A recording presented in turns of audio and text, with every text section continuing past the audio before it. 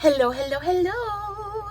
Welcome, welcome, welcome. Good morning, good afternoon, good evening, wherever you may be. Welcome back to my channel, my Loverlies. If you've never been here before, thank you so much for clicking on my video. I am so happy you found me. I am so hoping that you will like and subscribe before you leave. Become part of the Mama family. Mama's got your back, at least where makeup's concerned, and definitely when that makeup is cheap. Picked a great day to come visit on. Today is True Love Tuesday, my favorite video to film every single week, and I think that this week's story is going to be so much fun. I know I say it every week, but this week I wanted to do something just a little bit different. I wanted to go back to Hollywood, but maybe do something with a little bit of extra mystery and intrigue. So we're going to talk about these people today. I actually decided to talk about them because both my husband and I are super gigantic Beatles fans, and we were talking about True Love Tuesday and love stories, and somehow we got to talking about Yoko and John, and I was like, you know what, that'd be a great story for True Love Tuesday. So you guys let me know in the comments below if you thought that this week's story was any fun, was any good. So we're talking about John and Yoko. I will, of course, be doing my makeup in today's video, but this is the second time that I'm trying to film this video. The first time, I got completely kerfuffled 45 minutes into the video, had my whole eye done, and had to restart because you guys know that I don't edit or anything in my videos. I really like to... I like to be as real with you guys as I possibly can be, and real to me means no edits, no cuts, no nothing like that. There are no edits in real life, so there won't be any in my videos, but because of that, we're gonna have to take kind of like a different approach to today's video because my eye is already done. It's 2 o'clock in the morning and I don't have time to take it off and redo it.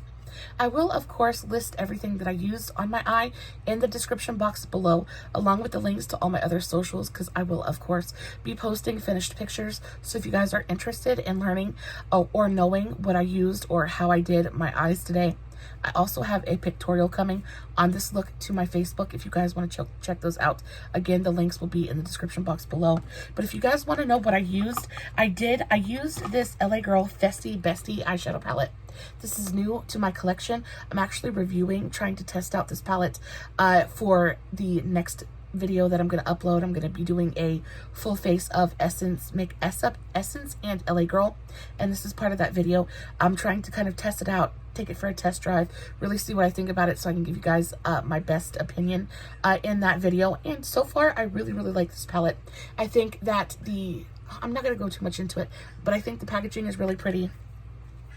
Get a full-size mirror, and then this is what the color story looks like. Really beautiful.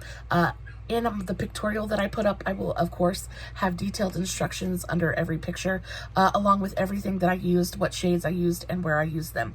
So if you guys would like to see how I did this, please go check out my Facebook. Here is a close-up of the eye. It's a really beautiful, like, berry, lime, orange sherbet kind of thing. I was just kind of mashing colors together, and I love the way that it came out. We're gonna try to get through this as quickly as possible, but this is a pretty long story, so sit back, get comfortable, get yourselves a snack and a cup of coffee, and let's dive right into this love story. So this love story starts in London at a art club / gallery in 1966. So John he's invited to this gallery opening, and at this opening, Yoko is the featured artist, and she has her like big exhibit, the centerpiece of the entire thing. It is called the apple, and y'all, it is literally just an apple sitting on a clear plexiglass stand. I do not claim to be an art critic or even much of an art appreciator. I really don't know anything about it, but I honestly don't know what an apple sitting on a tray has to do with art, and apparently neither did John, because he stated in an interview later on that he was super confused and like mind boggled by the whole thing. He didn't know how he was supposed to interact with the art at all. He wasn't used, Yoko, her style was very underground, very avant-garde, very just kind of off the wall. He really wasn't sure how to take it, so he ends up walking up to this exhibit, this piece. He picks the apple up off the tray and takes a giant bite out of it. Now, Yoko has no idea who John is. She doesn't know who the Beatles are. Yoko is a Japanese American. She is visiting and she's living, I think she's visiting or living in London for her art. Has no idea who John is. And talks to him, screams at him, "What are you doing? How dare you?" And he says, "I'm sorry," and puts the apple back down on the tray. And this is what starts the whole thing. So they actually end up meeting again a couple weeks later. They meet up at another art show. And this is where they really start to like get to talking, because she really didn't know what to think about him. She was instantly and animalistically attracted to him and vice versa, but it was a really strange situation. So they meet up at this art show and she asks John to sponsor a show for her. And this is how it starts. So John, he goes home and, you know, the weeks go on. But it would seem like a perfect kind of meet cute, right? But freaking John is married. John is married, and so is Yoko. John is married to a very lovely woman named Cynthia, and with Cynthia, they have a son named Julian. Now, Yoko is married to a man named Anthony Cox. He is a film producer, and ironically enough, she actually met Anthony at another one of her art exhibits. So this is how she met her husbands, apparently. So they got married. Their marriage was pretty much over. They were in the process of being divorced and things like that. And actually, Anthony ended up divorcing her and getting full custody of their daughter. Now, they had a daughter named Yoko. And after they were divorced and after, everything was put into motion, he disappeared. He took their daughter. He ended up winning full custody of their daughter. And he took their daughter and disappeared. And Yoko didn't hear another word from her daughter for almost 20 years. So they vanished in 1971. And she actually didn't hear from her daughter again until 1994. But the fact that they were both married didn't matter. It didn't matter at all. Both John and Yoko already pretty much knew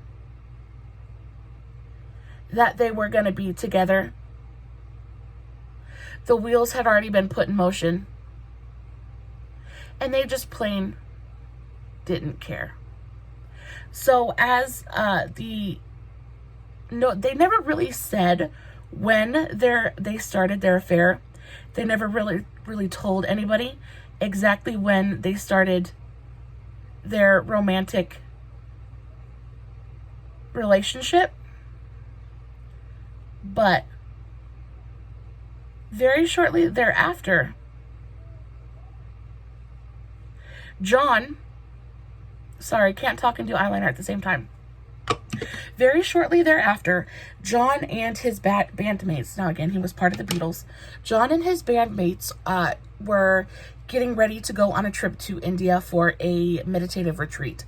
They were going to go to a retreat with this very well-known meditative guru, and they were just going to, I guess, really just kind of like go and relax and get zen before they started work on their next album, the White Album.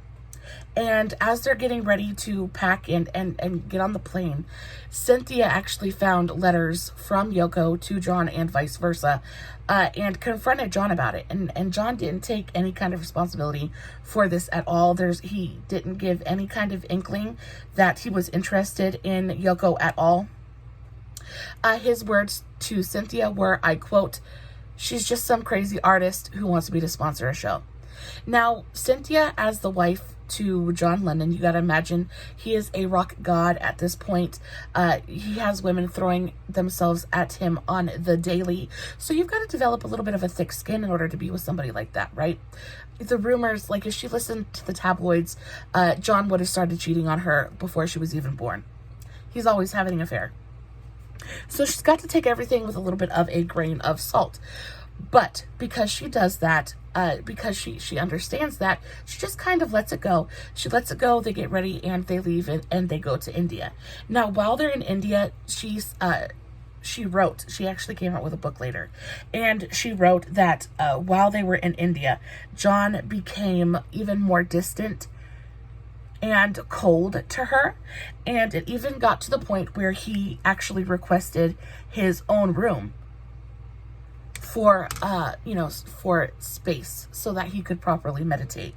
Now, at this point, alarm bells are going off in her head. She knows something is going on, but she gives John, she lets John do what he wants. She gives him his own room, and she just starts paying a little bit more attention. And she actually found out that the reason he wanted his own room was so that he could get up super early in the morning to check the mail before she was awake, to get any letters from Yoko that might be there.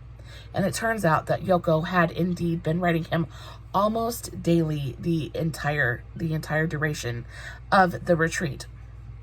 Now, shortly after this, for some reason or another, the band gets into a disagreement with the guru, and they end up packing their things and they leave. They go home. They go back to London, and once they get there, John tells Cynthia, "Why don't you take a trip, a vacation?" He says, "Why don't you go to Greece? Go have fun. I'm about to start work on the White Album. I'm going to be super busy. I'm not going to have time to spend with you, and I don't want you to be lonely." She says, "Oh, well, how thoughtful, how wonderful. Who's going to turn down a vacation to Greece?" So she does. She goes. She packs her bags, and she leaves. And the minute she's gone, John uses this as an excuse. This is his chance, and he invites Yoko to their home. He invites Yoko to the home that he shares with his wife and his child, because they have a child. They have a boy named Julian. So he invites her there.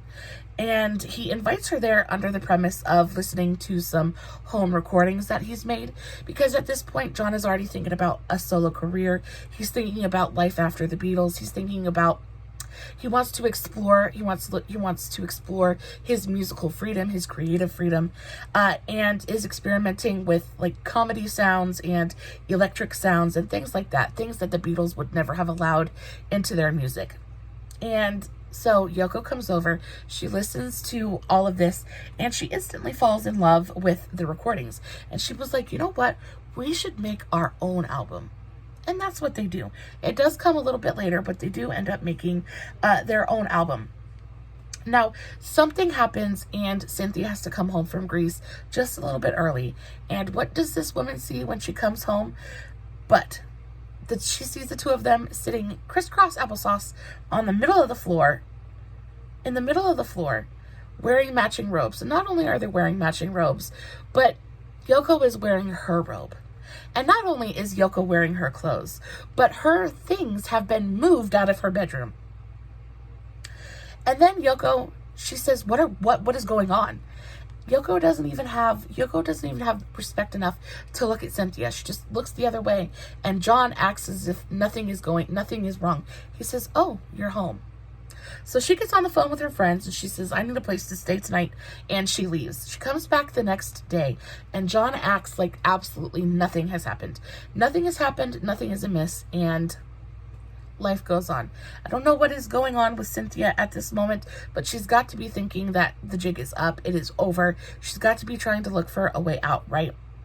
So 2 weeks go by, and John says, "Well, I have to go to New York. I have to go to New York. I have to do some stuff for the album. Why don't you go somewhere?" I think he says, "Why don't you go to Italy?" I think that's what he says. She returned the next day. Yes, Italy. He sent her to Italy. So he says, "I have to go. You're going to be alone. Why don't you just go to Italy? Take your mom. Go have a good time." So she does. She takes her mom and she goes to Italy. But while she's in Italy, one of their mutual friends, a mutual friend of both her and John, finds her in Italy and says, "Well, John is in New York to see a divorce attorney. And not only is he going to divorce you, but he's going to sue you for infidelity, for adultery. And he's going to sue you for full custody of Julian." Now, in Cynthia's brain, she's like, well, why would he do that? Why would he? I've not been unfaithful. He knows. And then she realizes that they're trying to get her to file first. And she doesn't. She makes John file first. And I think if she would have filed first, she would have got less in any kind of settlement. So she was smarter than that, thankfully, because they screwed this woman over royally. So John ends up filing for divorce.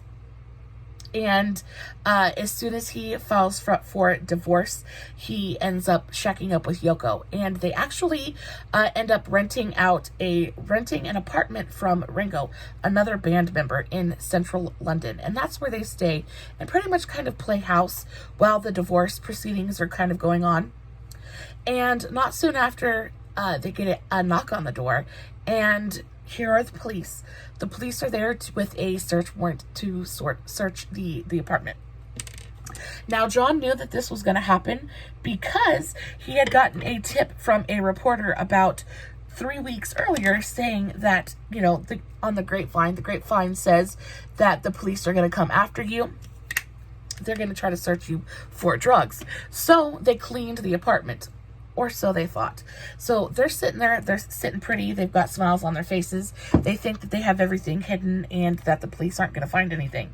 So the police come in, they bring the dogs, they bring the sniffers, and the police dogs end up finding over 200 grams of hashish. Now, I don't know what hashish is, but I assume it's something you smoke and akin to other things, and they got in big trouble for that because that was definitely illegal.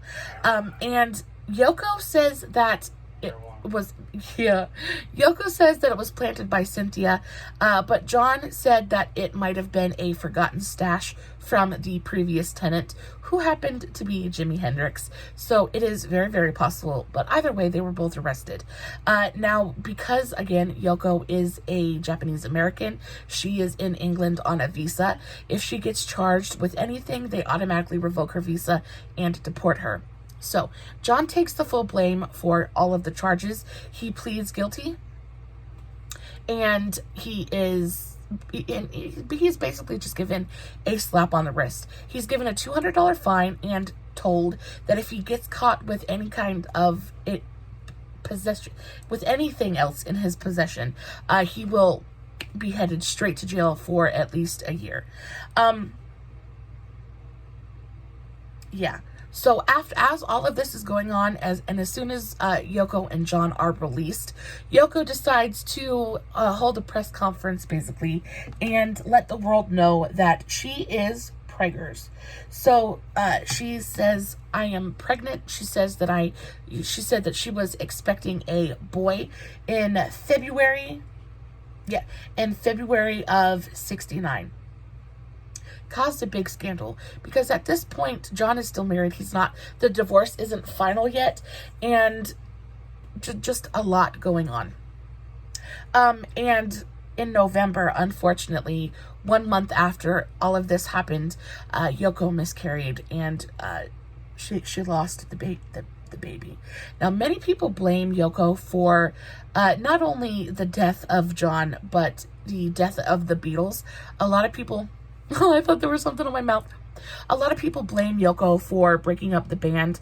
And in a lot of interviews that I read with Paul McCartney and the other band members, at this point they had already been talking about disbanding anyway. They all wanted to kind of explore their own independent solo careers. If you remember back, John was already experimenting with making his own music and making his own sounds. So I don't think that she broke up the band, but I do think that it just kind of sped up the process a little bit more. So John said that the reason he didn't want to be with Cynthia anymore was he just wanted a strong, independent woman. And Cynthia was very much a wife and a mother, probably born and bred to be that way. And John said that he was raised by independent, strong women. And, that was what he just kind of wanted at that point in his life. And there was no one stronger or more independent to him than Yoko.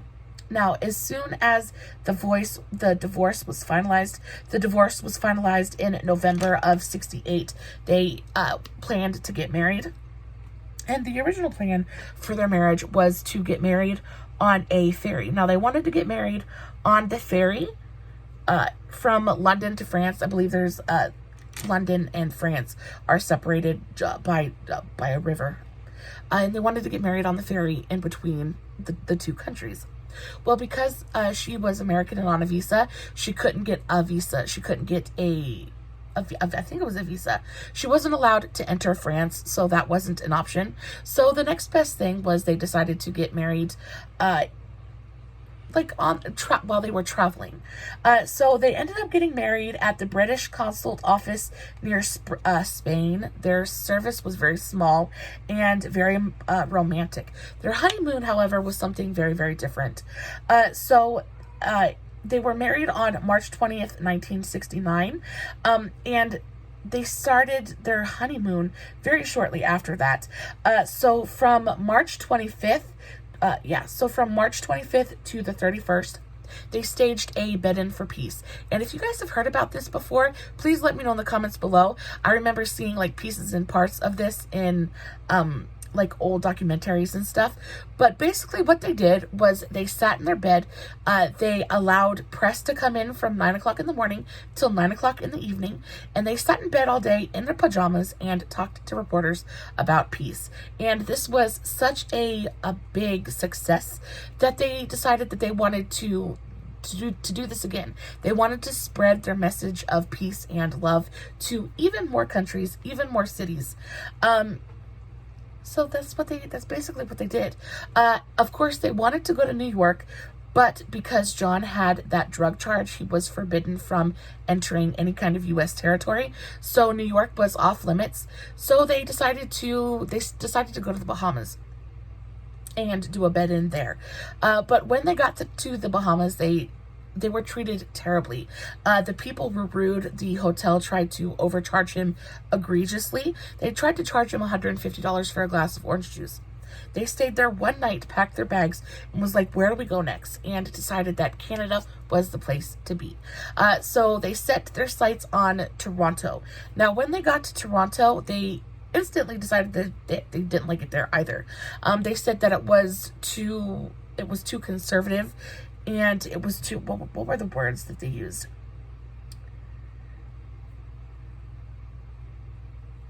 Yes. Okay. So they said that it was too conservative and too old school, and they decided that Montreal would be a better fit, and it was. So they got to Montreal. They said that it was very hip, very up and coming, very very open minded, and they ended up doing a 2-week bed in Montreal. And the best thing about it was only a hop, skip, and a jump, very, very close to New York City. So people from New York City were able to travel to Montreal to kind of like see this, right? Especially reporters and things like that. They were able to come to Montreal and kind of be a part of it as well. So after the 2-week bed-in Montreal, they're like, okay, it is time to go home. It is time to start our married life. It is time to like get down to business. So they get home and John starts work on Abbey Road. Now, Abbey Road, I think was the Beatles. Yes, the last album. The Beatles' last album was Abbey Road, and John is hard at work. He wants to go out with a bang. He really wants it to be, something special, something memorable. So they're working really, really hard on the album, and this is kind of where the cracks in the marriage start to show a little bit, and the stresses really kind of come into play a little bit more, because while the Beatles recorded, I picked up some new lipsticks today that I'm so excited for. So while the Beatles recorded, they had a very, very strict rule that no one was allowed in the recording booth, band only. So no friends, no significant others, no nothing, no children. No one was allowed in the studio while they were recording. John didn't care. Yoko certainly didn't care. So while they filmed while they filmed. While they recorded, Yoko came every single session. She made a point to be there every single time that they recorded anything. And though I didn't find anything about this being a big deal, I do think the fact that they were so, there was no space between them for a very, very long time, I think it started to put quite a bit of a strain on their relationship. And then on top of that, during this time that they're recording, Yoko was actually in a car accident and was wounded pretty badly. And because of this, and even despite this, she still wanted to go to the studio. So John ended up having a bed and a mattress, a whole little section set up for her in the studio, and a microphone set up right next to it so that she could speak to him while he was in the recording booth. And, while she was at the studio, she was, of course, recovering from her car accident, and because she was in bed all day, she wore nothing but pajamas and a tiara. She said that she wore the tiara to cover the wounds on her head, but I think she had kind of a little bit of a princess complex, and John did nothing but enable that. So she wore nightgowns and a tiara to cover the wounds, but the band was splitting up anyway. I think she sped up the process, but it's really not her fault. She inspired peace in John, though. She really was good for his soul.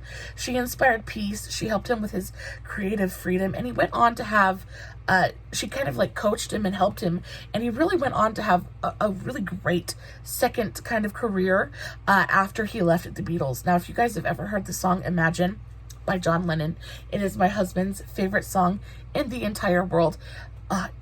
It is a fantastic, fantastic song. And after John left the Beatles, that's when he came out with Imagine and Give Peace a Chance. Really inspired by, the war is over. Let's just love each other again, And at this time, before John did Imagine, Give Peace a Chance, he actually worked on an album with Yoko. Now, I said the album was coming. So John and Yoko released an album called John Lennon and the Plastic Ono Band, and actually did really, really well. The critics absolutely loved it, but the lyrics were so personal and so specific, I guess, that it really kind of missed with fans and wasn't as big as it could have been. And even though John, wants to be creative and explore peace and love, he wants to be successful as well. He enjoyed quite a bit of success with the Beatles and wasn't quite ready to give that up yet. So that kind of pushed him to adopt a little bit more of a different sound, one that was maybe pleasing to a bigger audience, and that's when he wrote Imagine and Give Peace a Chance, and came out with his new album, his solo album, and that did incredibly, incredibly well. But they were still hated by the press. The press really, really hated Yoko, and it was really difficult for them to live in England. So they actually ended up leaving England, and they went back home.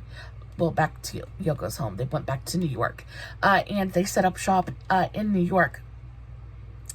And it just kind of proved, the move to New York just kind of proved to be pretty much the last nail in the coffin, because John lived with the ever-present threat of deportation, and I don't know. Oh, and then Yoko's daughter came back into the picture.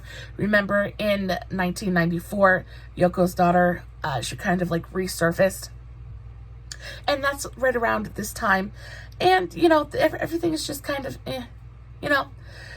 so, Yoko's daughter, I don't know if she came back. No, this was before her daughter came back. So this was in 73. The fact that her daughter was disappeared and all of that things, everything just kind of culminated, and it really just proved to be too much for them to really kind of overcome. And on top of that, they were just kind of like, they're very, they're very independent people. You know, creative types, they like their space. And at this point, they've just kind of been up each other's hindies for so long that they just feel like they can't breathe. So they did end up separating and splitting up. And Yoko said in her memoirs that she was excited. She needed that time. She needed her space. She needed that time to be alone. And John very quickly started a relationship with his personal assistant. Now, his personal assistant was named May Pang. Her name was May. And left England, May Pang, yes. And they had a really beautiful 18-month affair. And he became more productive, but he also started drinking more during this period too. And as much as he was relieved to kind of have his own life again and to kind of be able to breathe and, you know, new things, I think there was also a part of him that very much missed Yoko. I do think that she might have been, you know, the love of his life. And he did start drinking a little bit more. But May did so much good for John. She actually reunited John with Cynthia. And through reuniting John with Cynthia, he reunited John with his son, Julian. And this was one of the very, very bright spots of this time period for John. He got to know his son again. He just kind of fixed things with Cynthia and got the closure that I'm sure she needed and he needed. And May just was really, really helpful to him that way. She helped him to open up a little bit emotionally, and I think that did nothing but good things for him. And yeah, actually May and Cynthia became friends, which I thought was really, really cool. John and May started house hunting.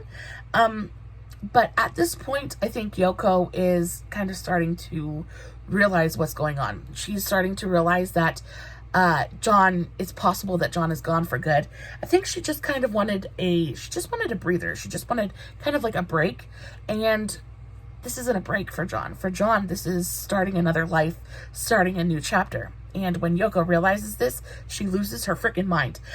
She actually started calling and threatening John and May. She would call John and try to coach him on what to say. She would tell John not to tell the press that he left her. She would tell John to tell the press that she left him because she needed space and time. And she would tell John not to let anyone know that he was in a relationship with May. And he complied for the most part, until the day that he posed and kissed May for a picture in the what was it, the Times magazine.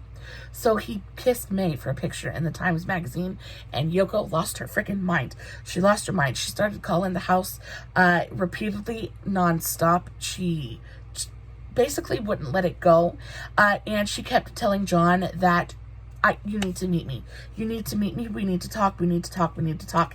And eventually John was like, fine, just to shut you up. Okay, we'll talk. That's fine. So he meets up with her and he freaking disappears. And he kind of like goes MIA until he resurfaces because he has a dentist appointment of all things. And he resurfaces and doesn't say a thing to May. He basically just he does say her, but he doesn't tell her what happened. He basically just says that he's decided to get back together with Yoko, but that Yoko said that he could keep May as his mistress. Now, at this point, May is in love with John. I believe somehow he was a very easy man to love, because she did indeed fall in love with him and actually accepted his proposal, basically, and remained his mistress for a few years after that. She told John that, and that she could still be his mistress. So they actually continued to see each other until 1977, and then after that, stayed friends until his death. But John and Yoko, they reconciled, and actually Yoko ended up having a baby. So in October of 1975, Yoko gave birth to a son, Sean Lennon. And I think because John missed out on Julian. I think it really kind of like, he really wanted to be there for this one, you know. He really didn't want to make the same mistakes that he had made with his first. So he became a incredibly devoted father. He went so far as to hire a photographer to follow his son around every day for the first year of his life to take pictures, and later on had those pictures published into a book entitled Real Love, The Drawings for Sean, and published this book for his son, which I thought was very, very cute. It's a little bit overboard, but very, very cute and super endearing anyway. And life was good. Life was good for a good while, until the night of December 8th, 1980. They were on their way out after hours at the studio. They were recording a new album. John and Yoko had been at the studio absolutely all day. They were headed out. They were done for the day. They were headed out to go eat dinner. But before they went to dinner, John wanted to stop by the apartment, or stop by the house, and tuck their son in, before they went out to dinner. So that's where they were headed. And as they were walking into their apartment, into their building, late at night, I think it was around 10:30, John was shot at close range in the back by a man named Mark Chapman, and died. And that is where our story ends. Yoko, of course, spoke about John for a very, very long time afterwards, and was, of course, devastated. But she said that she needed to remain strong for their son. And, I don't really like Yoko, so I don't want to talk about her anymore. I don't really like her. But I think it's sad. I think that John was just a restless artist, just kind of always looking for something better. And I think in the end, I think he was happy, but I think that definitely got cut too short. I'm glad that he was there for his second child. I'm glad that he kind of found his way in the end. He hurt a lot of people on the way to finding his bliss and his happiness, though. Overall, very, very sad story, but a lot to think about as well. How do you feel about Yoko? Do you like her or no? I kind of really don't like her. I think she's a homewrecker, but that's just how I feel. Guys, let me know what you thought about this week's story in the comments below. I know I didn't do a whole ton of makeup in today's video, but I, of course, will have the pictorial coming very, very soon. This is what the eye look looks like. It's just very pretty. We've got gold and orange on the lid with a berry kind of transition, and then a pop of bright green on the inner corner. I think it's very pretty, very unexpected. I'm probably going to pair this with like a berry toned lip. I will, of course, be posting finished pictures, so if you guys want to go check those out, check the links in the description box below. As always, no filters, no edits, no fancy lighting. It's just me sitting here telling you guys a story, playing with some makeup, hoping you guys are enjoying what I'm doing. Until next time, my beautiful loverlies, I love you so, so very much. Stay safe, take care of yourselves, and remember, you're important. Bye.